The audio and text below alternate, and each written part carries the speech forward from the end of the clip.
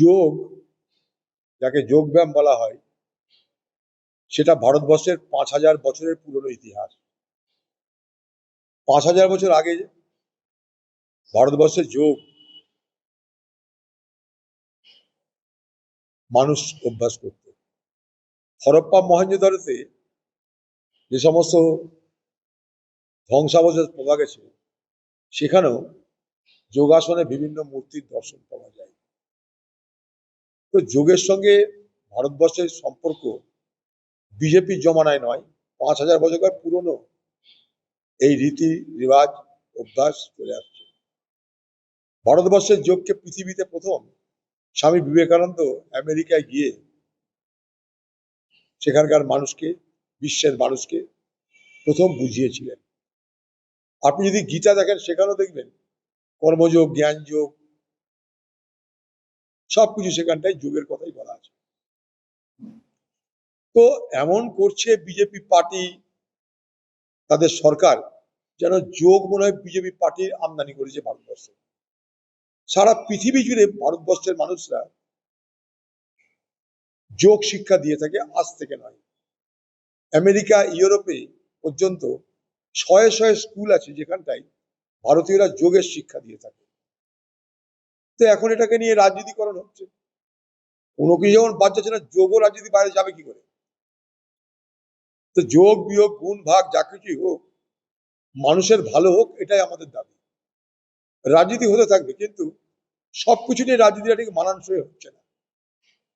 যোগ ভারতবর্ষের আদি প্রথা, আদি নিয়ম। এটার সঙ্গে কোনো পার্টির কোনো সম্পর্ক নেই, কোনো সংস্কৃতির পুনরুত্থানের কোনো গল্পও নেই।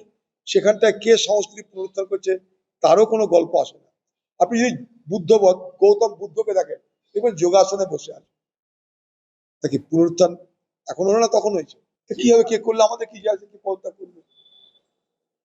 পদত্যাগ, গৃহত্যাগ, সংসার ত্যাগ আমি কি করতে পারতাম?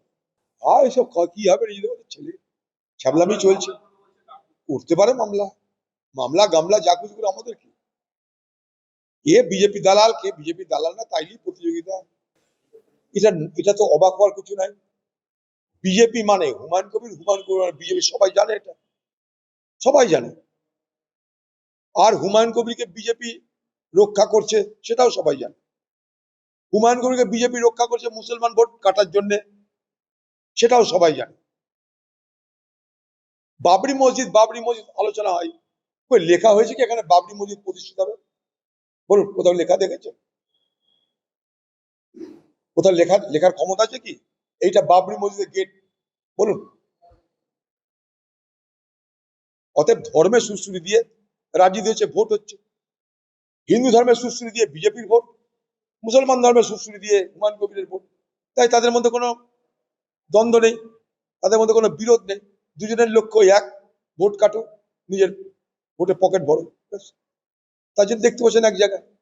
এটা আমি অবাক হচ্ছি না, কারণ সবাই জানে, মুর্শিদাবাদের মানুষ জানে, যারা ভোট দিয়েছে তারাও এখন বুঝতে পারছে, যারা ভোট দিয়েছে তারা আগেই জানতো যে এখানকার যে বাবরি মসজিদের নামে যে দল তৈরি হয়েছে, তারা প্রকৃতপক্ষে বিজেপির বি টিম, বিজেপি না, বিজেপির স্পন্সর টিম, বিজেপির স্পন্সর টিম। যেমন ওই যে দিল্লিতে 20 জন সাংসদ বিজেপির স্পন্সর সাংসদ হয়ে গেছে, সেরকম এখানেও এটা বিজেপির স্পন্সর পার্টি হয়ে গেছে। তাই কোনোদিনই এখানে বাবরি হবে না। আমি লিখে দিলাম, এখানে কোনোদিন বাবরি মসজিদ হবে না, আজ না, কোনোদিনই হবে না। কারণ ভারতবর্ষের বিজেপি পার্টি বাবরি মসজিদ ভাঙার মধ্যে দিয়ে ক্ষমতা এসছে। তাদের এখন ডবল ইঞ্জিন সরকার। যে বাবরি মসজিদ ভাঙার মধ্যে দিয়ে একটা দল ক্ষমতায় আসে, তারা তাদের জমানায় কোথাও বাবরি মসজিদ করতে দিয়ে বলে আমি বিশ্বাস করি না, অন্তত কোনো যুক্তিটাই বিশ্বাস করি না। এগুলো সব নাটক হচ্ছে, মানুষকে বিভ্রান্ত করা হচ্ছে, মানুষের সঙ্গে ছলনা করা হচ্ছে, চালাকি করা হচ্ছে, ভোটের রাজনীতি করা হচ্ছে। দেখুন, একটা মন্ত্রীর কি করা উচিত না উচিত মন্ত্রী খুব ভালো করে জানে। আমরা যাই করি না কেন, যে কোনো অফিসে গেলে টেবিলের উল্টো দিকে কার জায়গা সাধারণ লেখা থাকে না। এই যে আপনারা এখানে এসছেন, এখানে লেখা আছে কনভেনশন যে টেবিলের উল্টো দিকে, টেবিলকে সামনে রেখে যারা বসে তারা তার দায়িত্বে থাকে। যেমন এই পার্টি অফিসে প্রেস করার সময় আমি এখানটায় বসি, বিডিও কোথায় বসে সবাই জানে, ডিএম কোথায় বসে সবাই জানে। এখন যে তারপরেও কোনো মন্ত্রীর ইচ্ছা হয় যে আমি মন্ত্রী হলাম, চল এবার একটু বিডিওর চেয়ারে বসি, ডিএম এর চেয়ারে বসি, কারণ তারা আমার কিছু দেয়, সেটা তাদের মানসিকতার ব্যাপার। কিন্তু আমার বক্তব্য, প্রত্যেকটা চেয়ারের যা যা মর্যাদা, সেই মর্যাদা রক্ষা করা সকলের দায়িত্ব। এটাগুলো কত এটিকেসি, প্রোটোকল, নিয়ম কানুনের ব্যাপার। সেখানে কোনো মন্ত্রী সে যদি বিডিও চেয়ারে বসে আর বিডিও যদি টুলে বসে, তো দেখতে খারাপ লাগে। হয়তো মোদিজির অনেক প্রশিক্ষণ দেওয়ার ক্ষমতা আছে, তবে যোগ ভারতবর্ষে 5000 বছর ধরে চলছে। এই যোগের সঙ্গে কোনো পার্টিরও সম্পর্ক নেই, কোনো নেতারও সম্পর্ক নেই, কারোরই সম্পর্ক নেই। যুগ যুগ ধরে ভারতবর্ষে যোগ ব্যায়াম ভারতবর্ষের মানুষ অনুশীলন করে থাকে, যুগ যুগ ধরে। এখন সেটাকে রাজনীতিকরণ হচ্ছে। সেখানে ট্রেনার চলে আসছে দিল্লি থেকে। ভারতবর্ষের প্রধানমন্ত্রী ভালো করে যোগাসন করুন, তাতে কোনো আপত্তি নাই, কিন্তু ভারতবর্ষের মানুষ আগে থেকে যোগ জানে। আমি তো রেড রোডে যাইনি, আমি যথেষ্ট যোগ ব্যায়াম জানি। ভারতীয় নাবিক যারা মারা গেছে তারা কোনো যুদ্ধ জাহাজের নয়, তারা কমার্শিয়াল তোমার জাহাজের, বাণিজ্য জাহাজের। কারণ ভারতবর্ষের লক্ষ লক্ষ নাবিক আছে, সি ফেয়ারার বলে তাদেরকে। তারা পৃথিবীর বিভিন্ন দেশের জাহাজ কোম্পানিতে তারা সার্ভিস দেয়। কারণ পৃথিবীতে এত জাহাজ চলছে, সে জাহাজ চালানো লোকের অভাব। তাই ভারতবর্ষের শিক্ষিত বেকার যুবকদের কাছে একটা বড় রুটির জায়গা হচ্ছে এই নাবিক হয়ে যাওয়া। সেই নাবিকরা যখন হরমুজ প্রণালী পার হওয়ার ব্যবস্থা করছে, তখন আমেরিকা তাদের উপরে হামলা করে আমাদের নাবিকদেরকে মেরে দিয়েছে। সেই বিষয়ে ভারতবর্ষের তরফ থেকে যে ধরনের প্রতিবাদ নিন্দা করা উচিত ছিল, সেটা কিন্তু হয়নি। যুদ্ধজাহাজ আজ থেকে নয়, এই যুদ্ধজাহাজ যে ডক থেকে ভারতবর্ষের প্রধানমন্ত্রী উদ্বোধন করলেন, সেগুলো কিন্তু স্বাধীনতার পর তৈরি হয়েছিল, মনে রাখবেন এটা। সেখানে বরাবরই যুদ্ধজাহাজ তৈরি হয়, কিন্তু এত ঘটা করে তার প্রচার হয় না। এখনকার সরকারের নিয়ম হচ্ছে কি, কাজ করো বেশি, কাজ করো কম, প্রচার করো বেশি। আগেকার দিনে যে সরকার ছিল কংগ্রেসের আমলে, তারা কি ছিল, প্রচার করো কম, কাজ করো বেশি। ফারাকটা এই জায়গাটায়। এখনকার সরকার প্রচার করো বেশি, কাজ করো কম। তখনকার সরকার প্রচার করো কম, কাজ করো বেশি। ফারাকটা এই জায়গাটায়। এখানে তো যেটা খবরের কাগজে বার হচ্ছে, সেটা তো অন্য কথা বলছে। সেটা বলছে ভারতবর্ষ থেকে পুশব্যাক হচ্ছে, বাংলাদেশ ঢুকতে দিচ্ছে না। এখন আবার শুনছি অন্য কথায় অনুপ্রবেশকারী ঢুকছে, বিএসএফ আটকাচ্ছে। কোনটা ঠিক কোনটা বেঠিক, এই নিয়ে আমার নিজেরও কনফিউশন আছে। কারণ হাজার হাজার বাংলাদেশ থেকে ঢুকছে আর বিএসএফ সবকে রুখে দিচ্ছে, তার কোনো তথ্য কিন্তু নাই, তার ছবি কিন্তু কিছু নাই। কিন্তু যারা বাংলার এখান থেকে পুশব্যাক হচ্ছে, তারা খোলা আকাশের নিচে দাঁড়িয়ে আছে, সেই ছবি আমাদের কাছে আসবে। তা কোনটা সত্য কোনটা মিথ্যা আমি এখান থেকে বসে বলতে পারবো না। তবে আমরা চাইবো পুশ ব্যাক হোক বা পুশ ইন হোক, যেটাই হোক, নিয়ম মেনে ফর্মালিটি করে যেন হয়, তাহলে এই কনফিউশন তৈরি হবে। প্রত্যেকটা দেশের সঙ্গে অনুপ্রবেশকারী পাঠানোর, ফেরত পাঠানোর কতগুলো প্রোটোকল আছে, ডিপোর্টেশনের কতগুলো নিয়ম কানুন আছে। সেই নিয়ম কানুন মেনে ডিপোর্টেশন হচ্ছে কিনা জানি না। পুশব্যাক কিন্তু ডিপোর্টেশন নয়, পুশব্যাক কিন্তু ডিপোর্টেশন নয়, ডিপোর্টেশন মানে পুশব্যাক নয়। আমরা চাইবো মানুষ তার মর্যাদা, সে যে দেশেরই লোক হোক, যেখানকারই লোক হোক, সে তার মর্যাদা নিয়ে এখান থেকে বিদায় হোক। ভারত সরকার তাকে ধাক্কা মেরে বাংলাদেশ বর্ডার পার করে দিল, দিয়ে খাড়া দাঁড়িয়ে থাকলো, বাংলাদেশ মানছে না।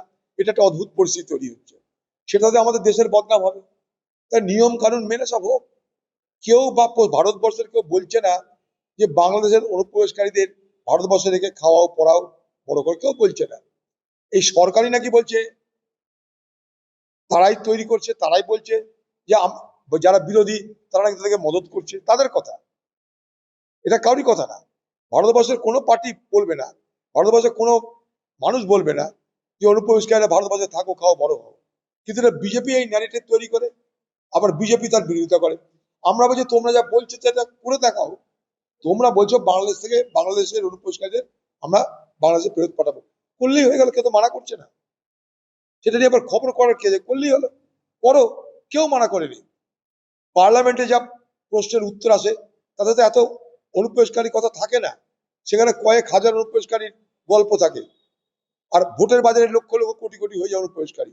কোনটা সত্য কোনটা মিথ্যা জানি না। ভারত সরকার বিজেপির, পশ্চিমবঙ্গে ভোটের সময় নেতা বলছে বিজেপি, কোন বিজেপি ঠিক কোন বিজেপি বেঠিক আমি মাথায় ঢুকছে না।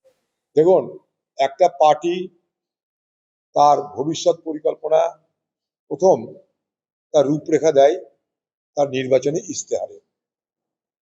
এই পার্টি ক্ষমতা আসার আগে যে নির্বাচনী ইশতেহার প্রকাশ করেছে, সেই নির্বাচনী ইশতেহারে মানুষকে কি প্রতিশ্রুতি দিয়েছে আমরা বাজারে তার প্রতিফলন দেখতে চাই। বাজারে যদি তার প্রতিফলন না থাকে তাহলে আমরা বলবো মানুষের সঙ্গে বিশ্বাস নিয়ে ধোঁকাধারি করেছে। তাই স্বাভাবিকভাবেই আগে তারা প্রতিশ্রুতি পালন করুক, আর বাংলার মানুষের, বাংলার বেকারদের, বাংলার যুবকদের যে দাবি, যে আবেদন, যে প্রত্যাশা তা পূরণ করুক।